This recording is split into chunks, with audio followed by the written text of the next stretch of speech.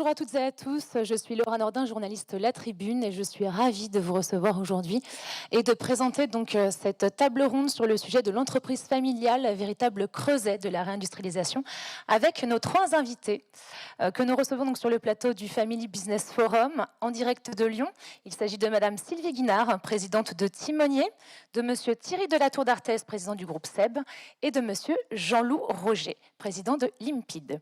Bonjour à tous les trois. Donc je vais me permettre de faire un résumé, en très très court, puisque nous avons très peu de temps, de votre parcours et de vos entreprises respectives. Donc Sylvie Guinard, vous êtes présidente de Timonier, société familiale depuis 5 générations, au capital 100% familial, concepteur et fabricant de machines spéciales de conditionnement souple.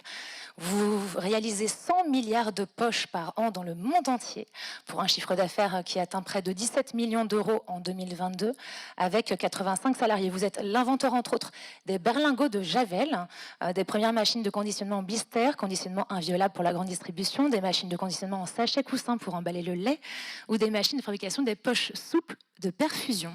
Vous êtes également présidente du conseil d'administration de l'INPI et administratrice de Business France, de Visitev, de Amo EBA et d'Evolis. Monsieur Thierry Delatour d'Arthez, vous êtes président du groupe SEB, référent mondial du petit équipement domestique. Créé il y a 166 ans par Antoine Lescure, vous avez révolutionné la cuisine avec la super cocotte en 1953, puis une succession d'innovations. À date, SEB, c'est 33 000 collaborateurs, 41 sites industriels, 35 marques, plus de 1200 magasins propres, une présence dans plus de 150 pays, un chiffre d'affaires de près de 8 milliards d'euros. En 2022, vous êtes également administrateur du Club Méditerranée, du groupe Legrand et de support en Chine. Et Monsieur Jean-Louis Roger, président-directeur général de Limpid, premier groupe français à rassembler un collectif d'experts au service des entreprises, tels que des experts comptables, des commissaires aux comptes ou encore des juristes. Ce groupe a été créé en 1973. Aujourd'hui, Limpid compte près de 50 bureaux en France, un collectif de 1000 Impiders, comme vous les appelez, pour 100 millions d'euros de chiffre d'affaires. Alors, je propose d'ouvrir cette table ronde avec une question collégiale. Sylvie Guinard et Thierry Delatour d'Arthez, comment se placent des acteurs comme le groupe SEB ou Timonier dans le paysage industriel? Quels sont vos enjeux aujourd'hui et les grands défis à relever? Sylvie, je vous en prie. Alors, Timonier, c'est une PME, donc on n'aura pas tout à fait exactement les mêmes enjeux qu'avec le groupe SEB. Mais en l'occurrence, notre terrain de jeu reste le monde entier. Donc nous, aujourd'hui, la problématique que l'on a, c'est comment être compétitif dans un monde, dans un secteur qui est totalement mondialisé, avec des concurrents qui sont mondiaux. Comment est-ce que l'on fait pour exister, pour innover, pour gagner des parts de marché? Comment est-ce qu'on fait pour continuer à accompagner nos collaborateurs et être accompagnés de nos collaborateurs pour pouvoir pour pouvoir répondre aujourd'hui à tous les enjeux de santé, d'agroalimentaire, de mobilité, d'environnement que l'on connaît aujourd'hui. Donc aujourd'hui, c'est vraiment des enjeux RH pour pouvoir accompagner ces transformations. Merci Sylvie. Thierry Delatour d'Arthez, je vous en prie. Nous sommes un groupe industriel dans le monde de la grande conso, donc notre métier, c'est d'inventer des produits qui vont permettre de simplifier et embellir la vie quotidienne des gens, puisqu'on s'occupe de la vie quotidienne de tous les consommateurs du monde entier. Donc on est à la fois très marketing, très industriel, puisqu'on a fait le choix d'être un industriel dans un métier qui, sans doute avec le jouet et le textile, est le plus délocalisé au monde, puisque 80 à 90% des produits de notre métier, notre industrie, viennent de Chine. Donc malgré ça, nous avons fait le pari de garder, vous l'avez dit, on a 42 sites industriels dans le monde, on en a 12 en France. Et donc la problématique, c'est évidemment de pouvoir maintenir des sites industriels en France. Alors, nous, on a fait le pari de miser sur l'innovation. Et donc on ne garde en France que les produits à très forte valeur ajoutée et le reste, on le fait ailleurs. Mais nous sommes un industriel dans l'âme et on le reste, et on croit que par l'innovation et en sortant par le haut, et donc et non pas en se battant uniquement sur les coûts, parce que de toute façon sur les coûts on n'a aucune chance, vu que les salaires chinois seront encore pendant très très longtemps inférieurs aux salaires européens. Je ne suis pas sûr que mes petits-enfants voient le jour où les salaires chinois seront supérieurs aux salaires européens. Et on en parlera de manière plus approfondie tout à l'heure. Jean-Loup Roger, donc vous êtes à l'origine de la publication en 2023 de l'Observatoire Impid des entreprises familiales.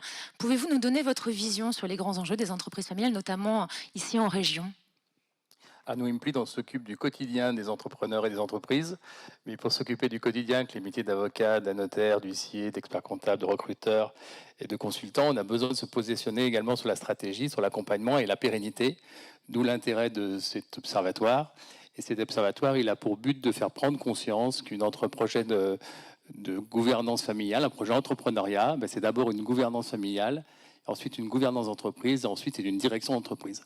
Alors à l'origine, les choses sont assez simples. Généralement, le fondateur, à la fois, c'est le chef de famille, c'est celui qui est le propriétaire d'entreprise et c'est celui qui la dirige. Et puis au fil de temps, au fil des transmissions, eh bien, les choses se complexifient et il faut les professionnaliser. Et lors de vos précédentes tours de table, vous avez parlé de pérennité attachée au temps long pour pouvoir retransmettre. Eh bien, c'est ce temps long qu'on essaye de structurer avec nos activités. Et donc ce baromètre pour faire prendre conscience aux chefs d'entreprise de l'importance du temps long pour pouvoir transmettre une entreprise. Et donc justement, vous en parlez, la transmission. Sylvie Guinard, vous avez déjà avancé sur ce sujet-là au niveau de votre actionnariat. Vous avez déjà structuré les choses pour vos héritières. Alors tout à fait. Donc moi, je suis la 5e génération, mais la transmission, elle n'avait pas du tout été prévue, elle n'a pas du tout été organisée. Donc comment j'ai racheté le capital de Timonier, j'ai racheté 100% du capital à tous les actionnaires familiaux, j'ai tout reconcentré, je l'ai acheté comme quelqu'un d'extérieur à la famille. Donc je me suis dit, jamais je ferai vivre ça à mes filles. Donc j'ai fait le choix de m'y préoccuper très très tôt, de m'en préoccuper très tôt. Et donc on parlait du pacte du travail juste avant. Et en l'occurrence, moi j'ai déjà donné en nue propriété l'intégralité quasi-totalité du capital à mes filles en nue propriété, de manière à ce qu'on puisse préparer effectivement la suite. Et que si d'aventure il m'arrive quelque chose à moi et mon mari, au moins derrière, l'avenir de l'entreprise ne sera pas lié juste à notre santé, à nous deux. Voilà. Mais l'avenir de l'entreprise sera vraiment lié à des projets entrepreneuriaux et des projets d'actionnaires avec ce qu'ils ont envie de faire de la boîte et pas une épée de Damoclès de droits de succession à payer qui oblige à vendre la société en quelques mois. Et aujourd'hui, envisagez-vous une ouverture de votre capital ? Alors pour moi, l'ouverture du capital, elle est surtout liée à des projets structurants qu'on n'est pas en capacité de faire seul. Moi, j'ai eu la chance de pouvoir racheter tout le capital en étant juste avec de l'endettement. Et aujourd'hui, la croissance que l'on fait est une croissance organique. Si demain, j'identifie des projets sur lesquels je ne suis pas en capacité, à travers la structure financière dans l'entreprise, de pouvoir avancer les billes, mais que ce sont des projets qui ont besoin, pour structurer le groupe, d'être réalisés, temporairement, j'irai chercher effectivement des capitaux autres, ou peut-être pour développer des branches, entre guillemets, beaucoup trop grosses pour nous, dans lesquelles on ne serait pas en capacité de pouvoir arriver à répondre, ou pas de manière suffisamment rapide pour qu'il y ait de la pérennité. Après, il faut vraiment que ça corresponde à un besoin. Jusqu'à présent, ce besoin, je ne l'ai pas forcément identifié, donc je ne me suis pas mis cette contrainte. Alors, je parle de contrainte, c'est à la fois une super opportunité de faire rentrer des partenaires autres. En même temps, ce sont des contraintes parce qu'on a beaucoup parlé de temps long. Et c'est vrai que dans une entreprise familiale, on est vraiment sur une approche temps long qui sont une temporalité très très différente de fonds, par exemple, qui sont amenés à rentrer juste pour quelques années et qui demandent une rentabilité sur du court terme, sur lesquels on n'est pas forcément sur les projets familiaux. Thierry, le groupe SEB est coté en bourse. L'actionnariat se décompose en deux grandes masses, 40,5% en flottant, je donne les chiffres, et 42,2% sous forme de l'actionnariat familial. On s'attend forcément à avoir des divergences d'opinion, des divergences de stratégie. Comment fédérez-vous, alignez-vous l'ensemble des actionnaires ?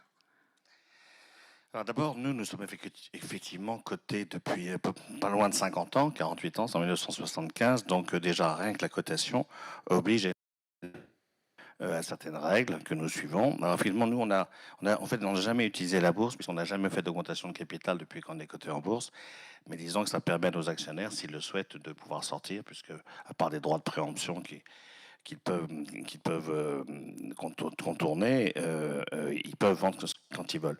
Alors nous, moi c'est cette immense chance d'avoir plus de 400 actionnaires familiaux, puisque la famille fondatrice, ils sont assez nombreux depuis toujours. Donc ça grandit à chaque génération. Donc je ne sais pas combien on sera dans 2-3 générations. Nous, c'est la 6e génération. Et moi, je ne suis qu'une pièce rapportée. Je suis là pour travailler pour la famille. Alors comment on fait ? Je crois que d'abord, il y a plusieurs principes. Séparation du management et de l'actionnariat. Nous avons très clairement dit depuis toujours qu'on pouvait être familial et salarié, mais ce n'était pas une obligation, et vice-versa. Et donc, c'est une différenciation très claire. Ça a été fait dès 1975 de façon à bien montrer que le groupe souhaitait accueillir des talents ne venant pas de la famille. Et pour ça, il fallait montrer qu'il pouvait aller jusqu'au comité de direction. Et on est poussé l'extrême jusqu'à l'année dernière, puisqu'après 22 ans où j'ai été président et directeur général, j'ai lâché la direction générale. Je ne suis aujourd'hui que président. Il y a un directeur général, vu mon grand âge, qui gère la boutique et qui n'est pas de la famille. Donc nous avons très clairement dit, le président restera de la famille pour bien montrer l'attachement de la famille au groupe, mais le directeur général peut être en dehors de la famille. Premier point. Deuxième point, nous avons évidemment un pacte entre nos actionnaires qui régit toutes les règles de fonctionnement des actionnaires familiaux avec des droits de préemption. Nous avons également créé une structure non cotée qui a pour vocation de racheter des titres d'actionnaires familiaux qui seraient obligés de vendre pour des raisons personnelles. Et afin de ne pas diluer la famille, cette société rachète les titres et donc ça permet de stabiliser le capital. Alors bien sûr, quand on a plus de 400 personnes, il y en a qui peuvent être plus ou moins d'accord. En général, ils sont assez d'accord sur la stratégie globale. Et puis après, 400 personnes, ça se gère. Mais ce qu'on fait pour essayer de maintenir l'affectio societatis, quand on est très nombreux, aujourd'hui, on a 8 générations. Maintenant, nos petits-enfants sont la 8e. Je crois que ce qui est important, c'est pour maintenir l'affectio societatis, c'est de les réunir très souvent. Et donc, on fait des réunions chaque année. Avec visite d'usine à partir de 4 ans. Donc, c'est pour... la piqûre pour qu'ils voient tout de suite ce que c'est qu'une usine. Et une usine, c'est magique quand on est enfant, donc ça permet de maintenir l'affection sociétaliste. Et bien sûr, il y a des membres de la famille dans le groupe, peu nombreux encore, mais ça grossit chaque année. Donc voilà, il faut maintenir l'affection sociétaliste. Et donc justement, les 7e et 8e générations viennent de créer un holding familial, holding de renforcement du contrôle pour pérenniser le contrôle de l'actionnariat familial, renforcer les liens avec le groupe et éviter le risque de dilution. Est-ce, selon vous, également un choix crucial et déterminant pour répondre aux grands défis de la réindustrialisation et plus largement concernant les défis énergétiques, climatiques ? C'est pas le but de la holding de renforcement du contrôle, puisque elle, comme je l'ai dit, elle a comme but d'éviter la dilution de la famille, donc en rachetant les titres de ceux qui devraient vendre. En revanche, ce qui paraît évident, c'est qu'une entreprise industrielle, nous, c'est un peu les quatrices, c'est l'innovation qui est essentielle, l'international, l'industrie, et tout ça, ça veut dire des investissements. Donc il faut pouvoir le financer sur le long terme, et je pense que c'est comme ce que vous avez dit, ça s'accompagne très bien d'un actionnariat familial qui généralement est dans la longévité, est dans la vision très long terme, et on ne fait pas d'industrie à très court terme. Moi, je regarde le cours de bourse évidemment tous les jours, mais c'est pas pour ça qu'on prend des décisions. Et dans notre histoire, on a plusieurs fois pris des décisions en sachant qu'elles seraient négatives pour le cours de bourse. Mais ça, je crois que c'est ce que peut faire un groupe familial, c'est de dire tant pis, si c'est bon pour le long terme, on le fait. Jean Roger, pouvez-vous nous partager ce que vous pouvez constater aujourd'hui dans les entreprises que vous accompagnez sur la notion de l'actionnariat ? Et la bonne pratique de SEB, en fait, elle est très peu répandue, puisque je crois qu'il y a que 22% des entreprises familiales qui ont une gouvernance familiale, donc qui ont décidé de structurer le pacte familial. Et l'écriture de ce pacte familial, je crois qu'il y a que 20% des entreprises qui l'ont prise. Et c'est indispensable, c'est ce que je disais tout à l'heure, si on veut avoir cette pérennité. Et l'entreprise familiale est certainement le meilleur moyen d'avoir une structure économique qui s'inscrit dans le local. Donc le local est important, avec tout ce qu'on peut parler également de RSE, c'est de plus en plus important dans un temps long, mais il faut le structurer pour que ça fonctionne. Et je crois que ce qui est important, c'est ce que vous avez fait il y a de nombreuses années, c'est de différencier la gouvernance de l'entreprise et la gouvernance de la famille, et avec des bonnes pratiques. Et ces bonnes pratiques, c'est souvent la visite de l'usine, l'attachement dès les premiers instants à ce fait que cette entreprise, elle est locale, elle a une histoire, et que cette histoire, elle vaut le coup d'être pérennisée. La deuxième chose que vous soulignez les uns et les autres, c'est la capacité de s'autofinancer. Et les entreprises familiales n'aiment pas demander de l'argent à l'extérieur. Je ne sais pas pourquoi vous êtes rentré en bourse, mais ça a semblé un coup et puis un sol.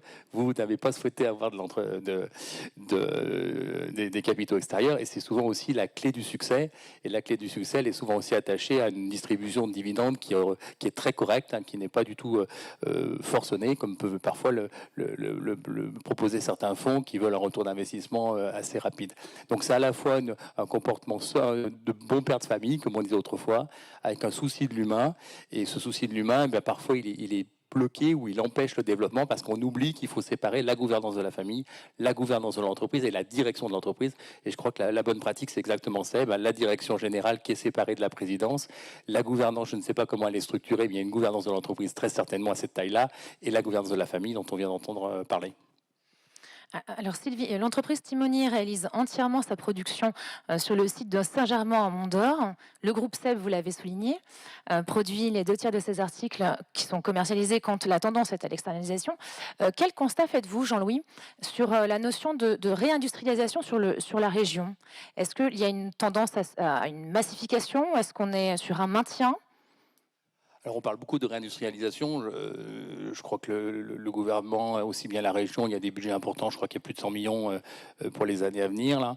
Je crois que ça ne se décrète pas, l'industrialisation. L'industrialisation, c'est un temps long. Hein. C'est exactement ce que disait tout à l'heure Thierry de l'Artour d'Athès. C'est des décisions que l'on prend. Sylvie également le disait tout à l'heure, des décisions qu'on prend à un moment ou à un autre, mais plus par rapport à la vision d'entreprise, à la stratégie d'entreprise. Et le côté local a souvent beaucoup d'importance. Je crois que l'industrialisation, elle n'est pas forcément aidée par l'extérieur, puisqu'on voit qu'il y a peu de fonds propres qui arrivent de l'extérieur dans ces entreprises. C'est une décision propre de l'entreprise, une décision qui est financée par l'entreprise. Et je ne suis pas très sûr que les fonds vont certainement changer les démarches d'industrialisation ou de réindustrialisation des entreprises existantes. En revanche, on voit qu'elles permettent parfois d'installer de nouvelles entreprises, type sur l'hydrogène dans la région grenobloise, qui arrivent, qui sont naissantes et qui permettent d'accélérer ces entreprises-là. Mais pour les entreprises qui sont plus historiques, je ne crois pas que les marchés extérieurs soient forcément accélérés la réindustrialisation locale. Sylvie, vous réalisez 85% de votre chiffre d'affaires à l'export. C'est énorme, sur plus de 150 pays, 5 continents. Pourquoi avoir décidé de maintenir votre site de production en France? Alors Timonier fait de la machine spéciale, c'est-à-dire que nous, la série, ça commence à 2. Donc on fabrique vraiment l'outil de production quand le client veut équiper son usine. Ce qui fait qu'en fait, on a besoin, nous, de pouvoir proposer un outil de production qui va être bourré d'innovation, parce que sinon, effectivement, on ne sait pas être compétitif. Et ça implique le fait qu'on va devoir pouvoir trouver des fabricants locaux, enfin tous les fournisseurs, qui est vraiment la capacité de pouvoir nous faire à l'unité des pièces très vite sur lesquelles on puisse agir très rapidement. Donc on n'est absolument pas sur de la grande série qui fait qu'on sait à l'avance ce qu'on va être amené à produire. On sait à l'avance peut-être acheter du stock en prévision de futurs montages. Donc on a l'immense chance en Auvergne-Rhône-Alpes d'avoir un tissu encore mécanique qui est pléthore et qui nous permet aujourd'hui de trouver tous les besoins que l'on a. Hein. Donc je dirais entre le bassin mécanique et puis les revendeurs, 93% de nos achats se passent entre Mâcon, Grenoble, Saint-Étienne. Donc vraiment un tout petit bassin. Et pour autant, quand on dit 85% à l'export, c'est 5 en Europe et 80 en dehors de l'Europe. Donc c'est plutôt du grand export, c'est pas de la proximité. J'en profitais juste pour rebondir. Moi, le DG, je l'ai nommé il y a 2 ans et c'est pareil, j'ai coupé le P et le DG parce que je pense qu'effectivement, ça peut permettre aussi aux actionnaires familiaux de se projeter dans autre chose que la succession opérationnelle de l'entreprise. Ça permet déjà de mettre en place un fonctionnement qui vient découpler les 2 parties. Et là, moi, je vais mettre quand même un petit peu plus d'optimisme parce que je l'observe avec nos clients. On a un certain nombre de clients français, enfin de donneurs d'ordre français, qui nous commandaient avant des outils de production pour des sites à l'étranger, qui aujourd'hui nous commandent les outils de production pour des sites français. Donc même, je dirais, des entreprises françaises qui veulent augmenter leur capacité de production sont amenées, en particulier dans la pharmacie, mais pas que, à réinvestir sur le sol français avec des outils qui vont être bourrés de technologie et très automatisés pour pouvoir être rentables vis-à-vis de l'attaque du marché. Et je vais rebondir sur votre remarque, hein, Thierry. Est-ce que la stratégie du groupe SEB est celle de développer vos nouvelles usines en France? Vous avez réussi à trouver aussi un équilibre entre la rentabilité, la productivité, la compétitivité. Quelle est la stratégie à venir? Alors, nous, avant de parler de réindustrialisation, on aimerait bien que nos petits camarades viennent produire en Europe, parce qu'on est tout seul. On est quasiment les derniers mohicans de notre industrie à fabriquer en Europe, ou je dirais même dans des pays matures, puisque toute la production, je vous le disais, se fait dans les pays émergents. Donc voilà, nous, mais en revanche, on a effectivement 12 sites en France, mais on en a beaucoup en Allemagne, 6 ou 7, on en a en Espagne, en Italie. Donc on croit à la production en Europe, et plus généralement dans les pays matures, mais de façon bien précise. Je l'ai dit tout à l'heure, c'est uniquement, d'une part, pour les produits à forte valeur ajoutée, les produits basiques, cafetière filtre et autres, c'est évidemment, on le fait ça en Chine parce que sinon, on détruit de la valeur et ça n'a pas de sens de perdre de l'argent sur des produits basiques. Donc en revanche, on les fait en Chine, mais on les fait chez nous, dans notre usine, puisqu'on est effectivement, en plus, on est le leader chinois. On fait plus de 2 milliards d'euros en Chine et on a beaucoup de sites de production. Donc on fait pareil, on est le plus gros fabricant de brouillard, on fait 15 millions de brouillards par an et qu'on voit dans le monde entier, et ça on les fait en Chine. Et de toute façon générale, notre chiffre d'affaires, nous on aime bien les équilibres, donc avec les pays matures, pays émergents, toute distribution séparée, différenciée. Et donc, on a à peu près 52% de notre chiffre d'affaires dans les pays matures, 48% dans les pays émergents. Dans les pays émergents, on ne peut pas fabriquer en Europe. On n'est pas dans un métier où on peut exporter. Il faut fabriquer localement pour avoir des coûts locaux. Et puis surtout, quand on veut faire des produits qui correspondent aux besoins des consommateurs, en Chine, par exemple, pour faire des appareils à faire du lait de soja, il vaut mieux être chinois que français parce que le lait de soja, on l'apprécie plus si on est chinois. Donc, nous sommes locaux et donc c'est pour ça qu'on a beaucoup de sites. Mais dans tous les pays, nous préférons garder la production dans nos usines de façon à mieux maîtriser la qualité, l'innovation et bien sûr la proximité du client. Et aujourd'hui, qu'attendez-vous comme accompagnement de la part de la politique gouvernementale, territoriale, régionale pour vous accompagner dans votre croissance? Quelle question? Moi, je veux bien y aller, si vous voulez. Bon, d'abord, je n'ai pas répondu à toutes vos questions. Sur la réindustrialisation, je crois quand même qu'il faut toujours en parler, il faut le faire. Je pense en revanche qu'aucune entreprise ne peut le faire tout seul. On a besoin pour ça d'avoir déjà de certaines choses qu'on a un peu oubliées. La sécurité des matières premières. Des pays comme la Chine s'en occupent de façon très forte et depuis très longtemps. Nous, il faut vraiment en Europe, et notamment en France, qu'on puisse sécuriser notre apport de matières premières. Aujourd'hui, ça devient un vrai problème en Europe. Deuxième point, dans les industries comme les nôtres très délocalisées, nous avons perdu beaucoup de filières. On ne fabrique plus de composants pour beaucoup de produits. Plus de thermostats, il y a très peu de batteries, les moteurs en est plus compétitifs. Donc, s'il n'y a pas une politique gouvernementale qui inspire et qui peut, je dirais, financer cette recherche pour recréer des filières, on n'y arrivera jamais à réindustrialiser. Alors après, ce qu'on attend du gouvernement, bon, d'abord, nous, on pense qu'il faut jamais trop attendre parce que sinon, on risque d'attendre pour rien. En revanche, on doit remercier ce qui se fait quand même. Je pense que le crédit impôt recherche est une excellente mesure qui a permis de garder beaucoup de recherche en France. Je pense que la baisse des impôts de production est une très bonne chose aussi. Tout ce qui fera de réduire le surcoût que nous avons en France ou en Europe par rapport aux pays émergents est un plus. On aimerait même que le déficit public puisse être diminué de façon beaucoup plus importante pour que le fardeau soit un peu moins lourd à porter. Mais ça, en France, on a un petit peu de mal. Moi, je viendrais peut-être juste le compléter aussi avec la capacité de pouvoir trouver du foncier pour faire nos entreprises. Voilà, dans les besoins réels aujourd'hui sur la partie industrialisation, c'est bête, mais une entreprise, ça prend de l'espace foncier et avec le zéro artificialisation des sols, ça devient compliqué aujourd'hui d'arriver à construire de l'habitat. Alors, à trouver de très grandes surfaces pour des entreprises, ça l'est encore plus. Ceci dit, on en a besoin pour répondre aux différents enjeux. Jean-Loup, quel est votre avis sur la question? Je crois que le croisement entre filière et foncier, c'est la bonne chose. Tout à l'heure, c'est ce que je voulais dire. C'est pas l'argent qui va faire les choses. Hein. C'est une politique, et la politique, elle vient à la fois des entreprises, hein, donc qui décident elles-mêmes, de pouvoir décider, qui décident elles-mêmes d'améliorer leur productivité et de développer la recherche pour pouvoir mieux travailler en France. Et puis après, ce sont des filières. On réussit rarement tout seul.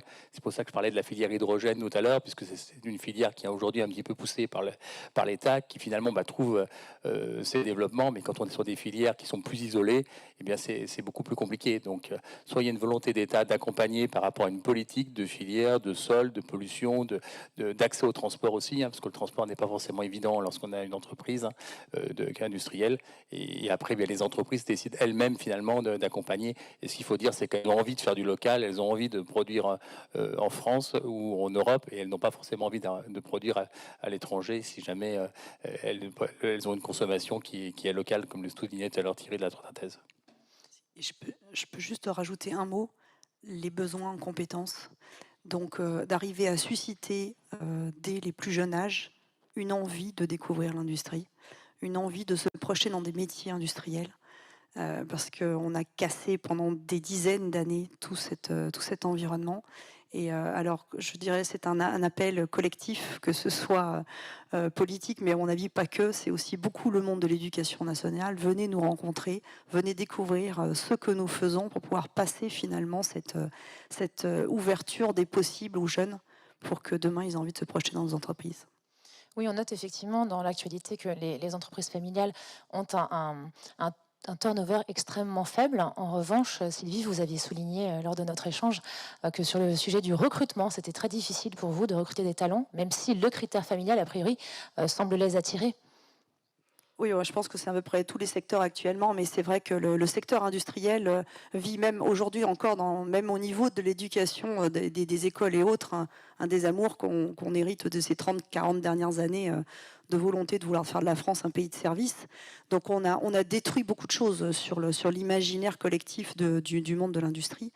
Et je dirais aujourd'hui, on a vraiment besoin de pouvoir arriver à remettre ça parce que, sur la table, parce qu'on fait face à des enjeux d'innovation tellement importants en termes technologiques qu'on a un besoin de compétences dans nos entreprises qui est absolument croissant, avec des métiers qui n'existaient pas hier. Et je suis sûre que d'ici 5-10 ans, il y a tout plein de métiers qui n'existent même pas encore aujourd'hui et sur lesquels on va avoir besoin de trouver des vraies ressources, des vraies compétences.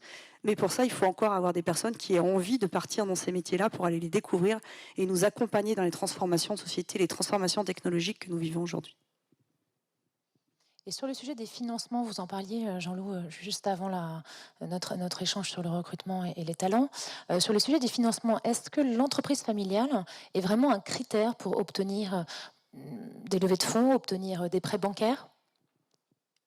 Ah oui, parce que dès qu'il y a une stabilité, quelle qu'elle soit, les banquiers, comme d'ailleurs les salariés, je crois que l'entreprise familiale, 71% des salariés ont un attachement à leur entreprise et c'est beaucoup plus important que les autres entreprises. Ben, c'est pareil, il y a soit une fidélité de leurs partenaires fins des entreprises familiales et donc le développement par intrinsèque est beaucoup plus facile pour une entreprise familiale qui se projette dans le temps long, qui est capable de prendre des risques, pour une entreprise qui peut plus subir les aléas parce qu'elle a un fonds d'investissement. Le blocage peut-être sur une entreprise familiale, c'est ce frein à s'ouvrir à l'argent extérieur qui peut-être parfois, mais on ne le voit pas, peut peut-être réduire le développement, la progression et des projets complémentaires. Sylvie, vous partagez l'avis de Jean-Loup ? Alors j'ai eu la chance moi d'avoir des partenaires bancaires qui m'ont toujours suivi à travers mes différents projets, donc je me rends pas compte de la bonne étoile ou de la difficulté que lie le côté entreprise familiale par rapport aux partenaires. Je dirais que c'est vraiment beaucoup lié. Je dirais à l'entrepreneur, à son projet, à la manière dont il est en capacité d'embarquer et ses collaborateurs et ses partenaires tout autour de lui. Il n'y a pas que le partenaire bancaire, il y a souvent toute une histoire qui s'écrit avec des clients, avec des fournisseurs, avec tout l'écosystème qui est autour en fait. Thierry, j'imagine que l'apport financier est différent quand on est à la tête d'un grand groupe comme SEB ? Oui, c'est vrai que on est surtout jugé par ce qu'on a démontré.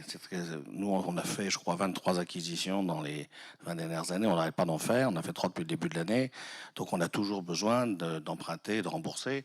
Et ce qui compte avant tout pour les banquiers, nos partenaires financiers, c'est de voir qu'effectivement, chaque fois, on se désendette et qu'on repart à l'avant.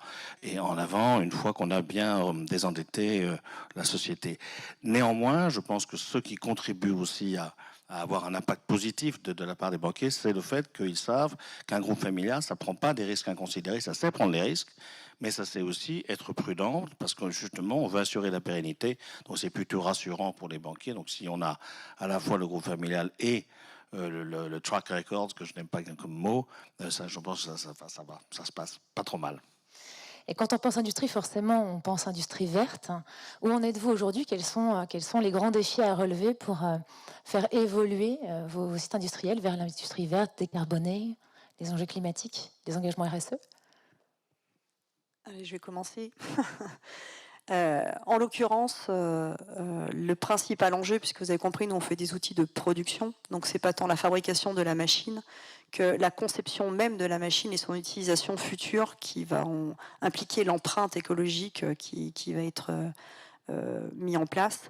Donc nous aujourd'hui on ne fabrique vraiment que des machines qui vont emballer en souple, donc avec une quantité de matière très faible, des produits sensibles, des produits qu'on va s'injecter, que l'on va ingérer, que l'on va mettre en cutané ou atmosphérique, qui vont être au contact du corps humain et dans lequel on va avoir besoin impératif d'une sécurité, d'un côté sanitaire assuré avant de pouvoir le mettre en contact avec l'homme.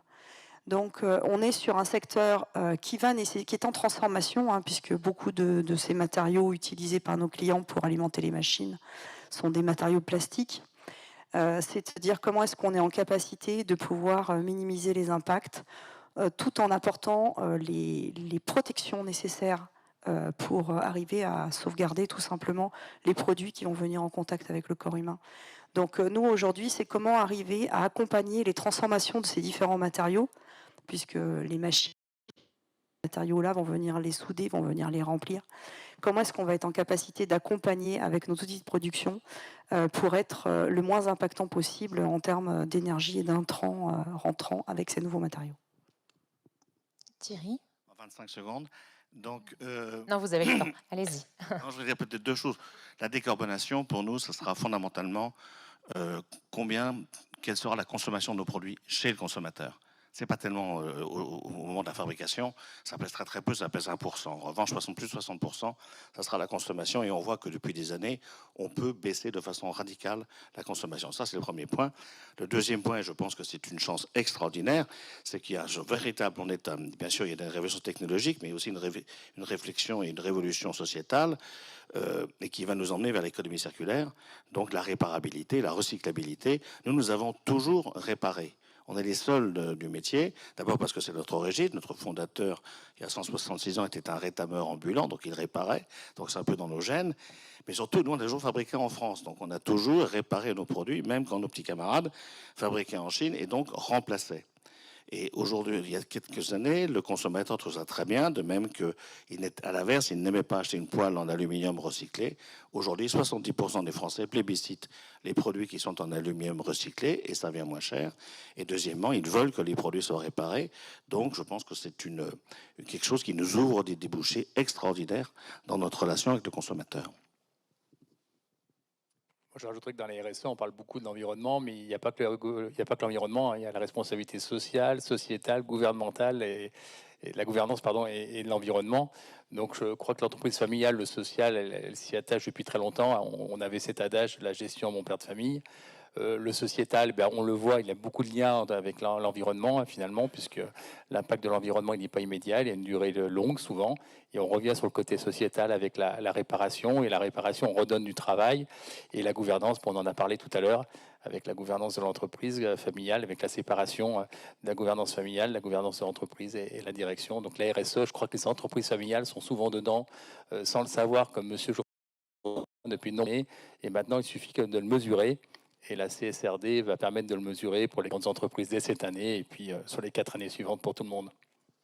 Merci à tous les trois. Pour conclure notre table ronde, en quelques mots, je sais Thierry, c'est difficile, comment les entreprises familiales jouent-elles un rôle dans la réindustrialisation en France et comment vous voyez-vous en tant qu'acteur? Sylvie, je vous en prie, démarrez.